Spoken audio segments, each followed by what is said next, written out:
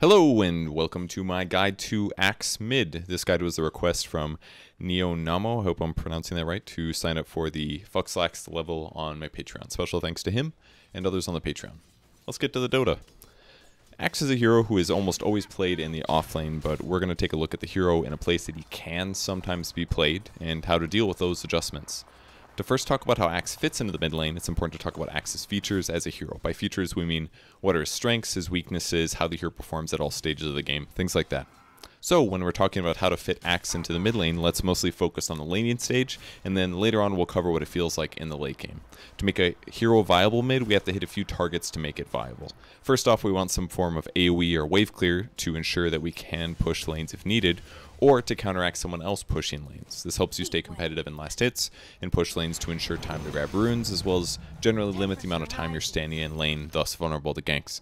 And another important thing to look at is that, do you have a threat towards the opponent or safety in laning? For example, if you play a hero with long range, you can sit farther back to get last hits without threat of harassment. As a melee hero, Axe has to sustain hits when getting last hits, which is dangerous. The only way he can help offset this is to purchase very tanky early game items, or to have a threat towards his opponents to limit their ability to be aggressive. He can cover both the first point and the second with counter Helix, which gives him a chance to spin for AoE pure damage. The problem is that to do so requires him to stand in the lane likely within range of his opponent, which sort of defeats the purpose because, in some ways, to get kills you also have to be vulnerable to taking damage. They also have to be within range of the spin to even be threatened to take damage, so if they're faster than you, this can be a big problem. So that's the problem that Axe needs to overcome. If his opponent is a melee hero that isn't an Ursa or a Monkey King, two of the best heroes at trading at level 1, then Axe can very likely outdamage a melee hero and do well in the lane. However, if he's playing against a ranged hero, the mid lane matchup gets a lot harder for Axe. So let's talk about how this might play out. Axe has pretty good base HP due to his high base strength, and he's got great base regen, but his base armor is pretty low, so we need to solve that problem with the Stout Shield at least. Poor Man's Shield is also really good, and probably the right choice on Axe, but if you purchase Poor Man's Shield, that leaves you a bit weak on regen in the early game, which can be dangerous when your hero is straightforward to harass and pretty much incapable of getting last hits if you're low. For that reason, your starting item build must include at least a Stout Shield with 2 sets of regen. The easiest way to do this likely is to purchase a Poor Man's Shield and 1 Tango at the game start, and then with the Bounty Rune pickup at the start, walk out a Healing Salve to give you 2 sets of regen to lane. The first few minutes of the lane for Axe are supremely important. If you keep your HP mostly full, you should be able to remain competitive with last hits and stay ahead on farm. If you try too many aggressive maneuvers and lose HP in bad trades, then you're liable to either die or be zoned from creep range. So when you're looking at your starting items, it's important to realize that you're on a deadline. If you run out of regen and are low in HP, then you can't farm because you can't get close to the creep wave safely. So it's important that you hit your first couple items before you run out of HP regen. So what are your first regen purchases once you do get cold? In the offlane, it's pretty straightforward. You rush Tranquil Boots because the amount of regen they output is huge. In the mid lane, you might want to instead consider a bottle, since bottle is so good for mid laners due to the proximity to runes. The problem with bottle, however, is it's quite expensive at 660 gold when a full Tranquil Boots is 975 gold, providing you movement speed you need as well as the much needed regen. If you rush a bottle in the lane, you have some decent HP regen, but to even push the lane to guarantee bottling a rune, you have to put your hero in danger, thus defeating part of the purpose. This means that a bottle rush only really works well if your lane is going decently well, or your opponent doesn't have the best ability to kill you. The other problem with the bottle rush is that buying a bottle delays your boots. If you don't have boots on Axe, you can't use your most threatening skill, which is Berserker's Call. If you can't force your opponent to stand still and hit you when they get out of position, it's less likely that you can get a solo kill on your opponent to regain advantage when you're behind, and it's a lot easier for them just to continue to harass you and prevent you from getting last hits safely. And even still, the mana regen from bottle doesn't do that much for Axe in the mid lane, since you won't often cast Berserker's Call, and even using Battle Hunger is often unneeded, since any enemy mid hero can likely use mana to guarantee a last hit, whereas against a support, Battle Hunger can often be used for a full duration if you're in the off lane. For all these bottle issues, it's sometimes best to just rush Tranquil Boots instead. However, even Tranquil Boots aren't the best thing to have in the mid lane, since Tranquils don't provide regen for 13 seconds when you right-click or take damage, and often in the mid lane there's constant action, either you being right-clicked or you right-clicking a creep. It's harder to sit back and let the Tranquils heal you for the 30 seconds it might take you to reach full HP. So with all these things in mind, it's sort of obvious that Axe is a very situational mid hero. If he has a bad matchup like Necrolite, the lane is really rough. Killing your opponent is difficult, they can easily harass you, and sometimes you can't even get close to the creeps to try for a last hit. If you're against a melee hero with mediocre or weak trading, Axe can be a fantastic 1v1 hero, since few melee heroes can beat Axe's damage output. A typical mid hero that is played in the meta right now is Dragonite. He has really high base armor, even more armor with regen from his passive Dragon's Blood, and he can ensure last hits with Breathe Fire, as well as make it harder for his opponent to get last hits through right clicks. Axe matches up against that perfectly though, because he harasses and does pure damage with counter Helix, which cuts right through any armor or magic resistance of his opponent since it's pure. And he doesn't even need to right click very often to guarantee last hits because he can rely on counter Helix. So what are creative ways to solve some of these issues if you encounter them? The easiest way is to only go mid if you know what hero will be there. I would never recommend to lane Axe against the typical lane winner mid lanes like Viper, Queen of Pain, or Lina. If it's a melee hero or your opponents are bad, you can probably make it work. So let's look at some ways you can get an edge against a hero you shouldn't be able to beat in lane. The way counter Helix works is that upon attack, it's a 20% chance to spin, so the easiest way to harass your opponents is to stand near them while you're being attacked. The easiest way to do this without casting Berserker's Call is to right-click an enemy hero. This is an extremely important trick when playing Axe, so you don't have to cast Berserker's Call every time that you get to the creep wave late. The best part is, it doesn't matter which enemy hero you right-click on. They can be across the map, and the creeps nearby you will still aggro to you. So, if your opponent is sort of close to the creep wave, you can run towards them and right-click them when you want to aggro the creeps, basically when you're already next to the person. The creeps will attack you for a short period of time, and you'll likely get at least one spin, which could do decent damage to your opponent. Maybe you'll get two, who knows. The biggest trick here is to try to move often and play around with when you move in. If you sit on your side of the river and decide it's time to run at your opponent finally, they'll likely react because it's the first time you've done it. If you juke in and out, move around at various points, and do some tricky animation canceling, your opponent may not anticipate your initiation, and that'll give you a good trade opportunity where they don't actually run away at the same time you run in. To make this easier, get your movement speed up faster than them if possible. If you purchase a Windlace and a Boots of Speed before they get their Boots of Speed, the extra movement speed that you have will make it easier to threaten a good trade or a Berserker's Call by running in and out before they can react. Again, it's extremely important that you don't lose health points in a bad trade, since it'll punish your weakness, which is the first 1,000 gold that you need to get to be at least partially in line. So be careful when trying to harass for Berserker's Calls. If you get behind, they will be ahead of you in movement speed, regen, and as a result get more last hits from the lane and possibly even just zone you entirely, forcing you to jungle, which is not going to be as fast. So for Axe mid to work, you have to take very crucial moments to gain an advantage or get more last hits. If you get behind, it makes Axe mid very unviable, as you'll likely have to wait until Blink Dagger to become a useful addition to the game. The other basic trick for last hitting is again about pulling aggro. If your opponent will trade well against you or is faster than you, then an easy thing to do is to pull the creep wave away from where it currently is. Again, though, to do this, you move close to the creep wave, right-click the enemy hero to aggro the creeps to you, then run away a bit to pull them from where they were standing fighting your creeps. This puts distance between the creeps you want to last hit and your opponent, and gives you a better ability to last hit them without taking too much damage from harass. Keep in mind that doing this will likely get the range creep denied, since pulling the melee creeps towards you will often leave the range creep behind, and your leftover melee creeps attacking that instead of their melees, so by doing this, you pretty much ensure that they're going to get the deny, but you just have to understand the consequences. You get a little bit less experience, but you get more last hits with less regen lost in the meantime, so there's always a trade-off. The only other skill we haven't covered yet is Battle Hunger. It can be grabbed early in the laning stage, sometime between level 2 and 4, with the idea of casting it on your opponent when they won't be able to get a last hit. That's because Battle Hunger works by slowing your opponent's movement speed and doing damage over time to them for the duration. But if they do get a last hit, the debuff is removed. So this works best against heroes that you can zone, or heroes whose base damage is low and you can outlast hit them. In cases like these, Battle Hungers are really good. If these situations don't occur though, it can very easily be worth it to skip it until a bit later, because they'll always be able to get a last hit.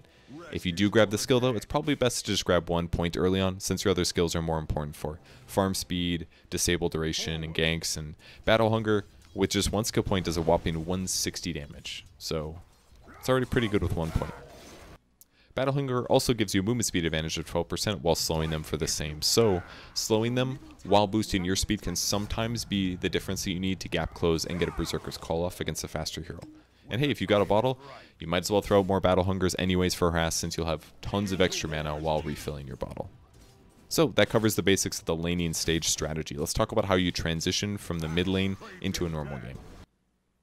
The best thing to focus on here is items. If you go mid lane and purchase a bottle, you have one less item slot than normal. You might also want to purchase a magic stick to increase your chances of living through ganks, maybe a raindrop for the same reason, and you'll probably want to hold a TP scroll to help rotate for ganks. You don't often buy these things in the offlane because those kinds of situations are less likely to be needed from your hero. You don't often buy these things in the offlane because those kinds of situations are less likely to be needed from your hero. And it's easier to say, I'm going to push a lane for 30 seconds, then disappear into the jungle for 3 minutes to rush my Blink Dagger when you're playing an offlane, and it doesn't matter as much if you defend your tower. So fitting your mid-axe into the game can be even tougher.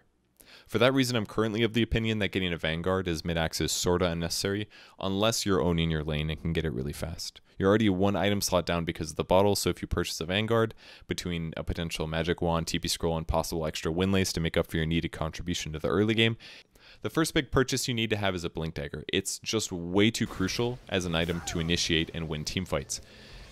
The Blink Call combo is pretty much just limited by your ability to initiate, get out, and do it again 12 seconds later if you still have HP.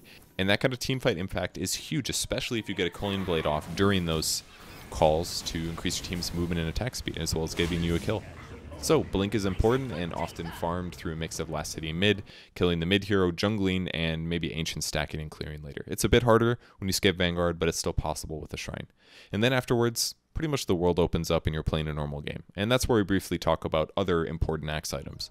The most important after Blink by far is Blade Mail, since you can force your opponents to attack you with Berserker's Call. Even if your opponent only right clicks you for 200 damage during your call, that's still 200 physical damage reflected back towards your opponent, even if you take less damage than that by having high armor.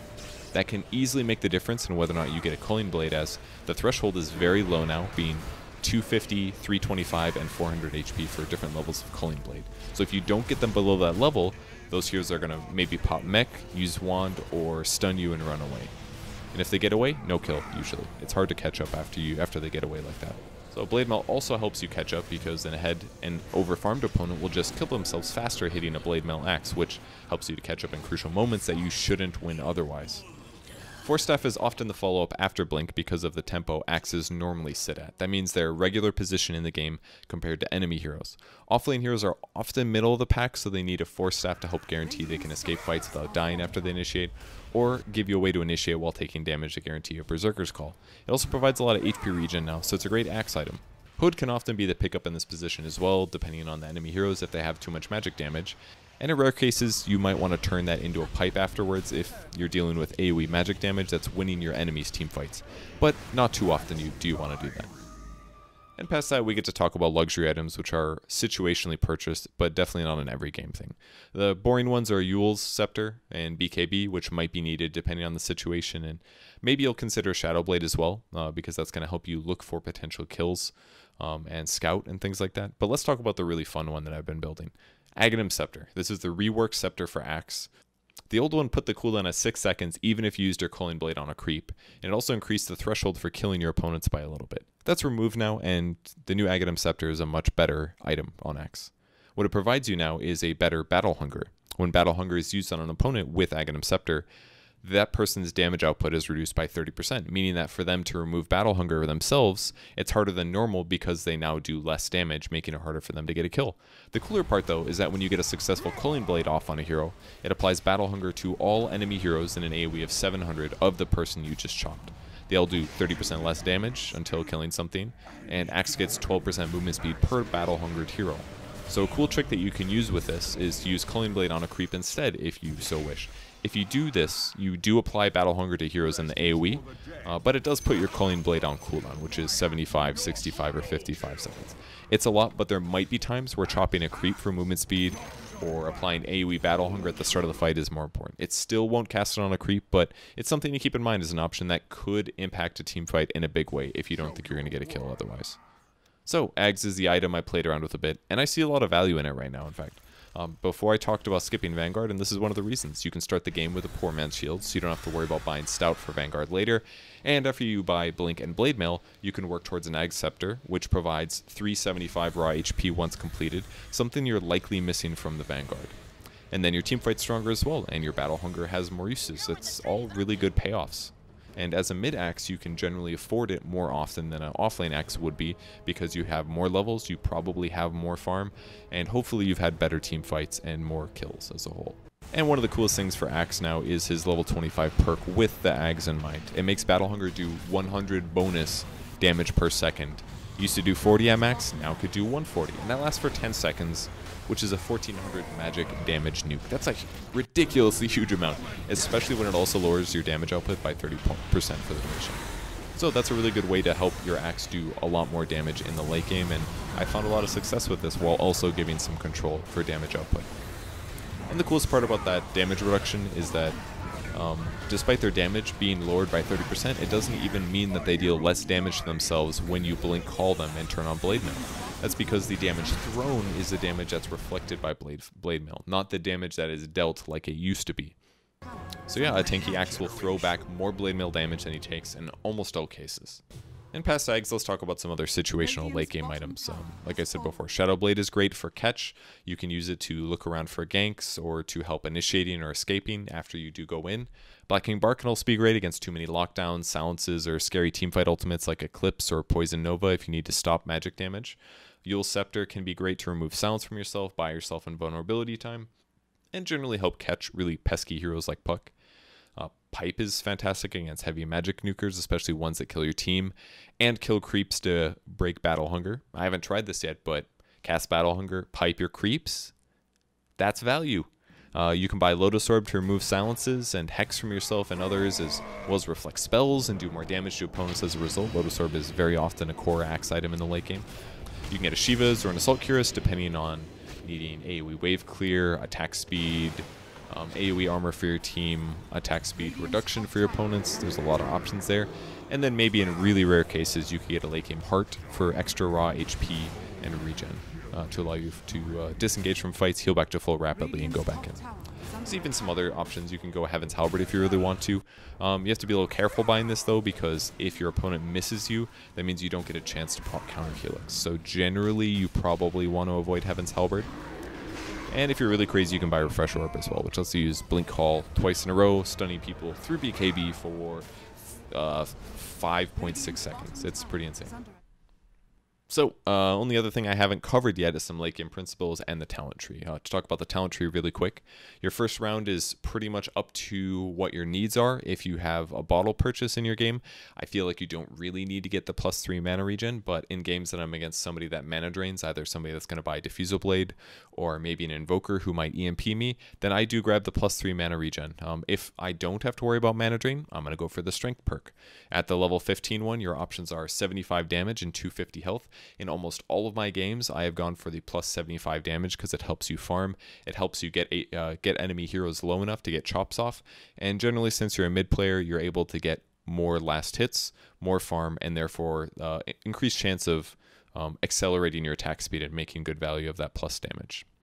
Your level 20 is a choice between 35 movement speed and 25 health per second regen. And when I looked at a lot of high MMR Dotabuff games, a lot of the pro players, or not necessarily all pros, but a lot of the high MMR players grabbed the 25 health regen at 20. I feel like a lot of that reason is because they weren't playing Axe mid. Me personally, I heavily value movement speed because it allows me to better initiate in and get back out afterwards, and especially if I don't buy as many mobility items like Eul's Scepter and Shadow Blade, then I feel like that extra 35 can make a big difference in me getting back in to initiate or to get out afterwards. I'm favorable to the movement speed, but you guys can grab the regen one as well. And in terms of level 25, I'm pretty sure that every game that I hit 25, I got the bonus damage for Battle Hunger. But I'm sure that there's some games where +15 armor is easily the right move. It just kind of depends what you're up against. If you have Aghanim Scepter, it's really hard to pass up getting the bonus damage from Battle Hunger because it could cast in an AoE. But I am sure there are circumstances where +15 armor is definitely the move. If you're against somebody that is heavily physical, 15 armor is an insane amount. So think about it. So some last couple tips here for Axe mid before we get going. Try to keep these in mind when you're playing games. When ganking, try to cast Berserker's Call on a hero standing in a creep wave. That way there's more things attacking you, and thus giving you a higher chance to proc Berserker's Call. In most call durations, a hero only attacks you like 2 to 6 times. 5 hits on average will proc 1 Berserker's Call. So if you have more units attacking you during this duration, it really increases your chance of spinning more.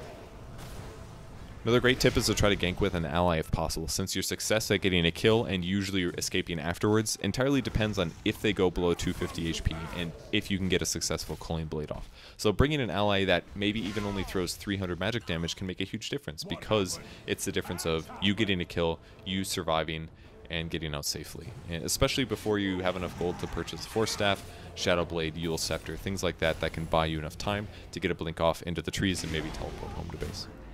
Another thing that's really important to remember is that generally in a team fight, if you think of casting Berserker's Call on 3 heroes, is almost always going to win you the team fight if your allies are there to back you up. But 2 important heroes can do it as well, especially if you hit the easier to nuke heroes like the supports on the backline. Make sure to always blade mail during this and chop exactly when you see the opportunity, because small moments of wasted opportunity could lead to you not getting the kill. Speaking of chopping, I really recommend having health pips enabled when playing Axe. They show them markings of multiples of 250 HP, which means it's a bit easier to chop someone without clicking on them to check their HP. I pretty much exclusively used health pips when I played my Axe games for this video, and I very rarely missed a chop. It was really useful towards helping me get those kills. Keep in mind as well that Berserker's Call is a great skill in that it goes through BKB or magic immune heroes, and it can also catch invisible heroes and force them to attack you, which removes their invisibility. The best part about Counter Helix is that it also does its damage through magic immunity, so you really don't have to be that concerned as an Axe with the state or the items of your opponents, other than it's obviously better to use Berserker's Call before they use BKB, because your allies probably care because their skills won't go through. So that's pretty much it for my guide to Axe Mid. The summary is Axe Mid should rarely be done because it's weak, but on the bright side, I had a lot more opportunity to tell you why it's kind of weak and how to get around that. I hope you guys enjoyed the video. Thanks again to NeoNamo for the support on Patreon, and thanks everyone for tuning in. One thing about the mid lane that we haven't talked so much about is that generally, here we go, Chuan's coming in! This will be first blood right now. You got a call on 2 though. Needs a couple more spins. The Vigil